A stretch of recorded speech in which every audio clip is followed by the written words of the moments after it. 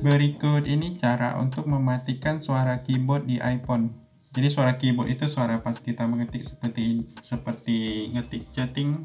Jadi cara mematikan di sini, buka setting atau pengaturan HP iPhone.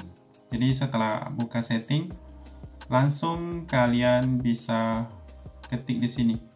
Atau cari manual, ini bisa ketik sound atau suara.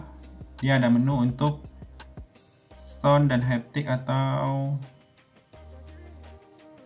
intinya kalau kalian pakai bahasa Indonesia ketik suara, kalau bahasa Inggris ketik sound.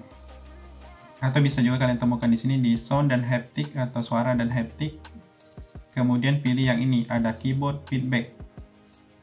Keyboard feedback ini dipilih, atau haptic keyboard atau umpan balik keyboard. Ini ada menu suara. Matikan suara atau sound dan kalian cek saja di sini apakah masih ada suara atau tidak pas mengetik. Kalau untuk suara tombol menekan nomor HP di bagian ini, menu ini belum bisa. Jadi harus dalam mode hening baru bisa dimatikan. Silakan dicoba.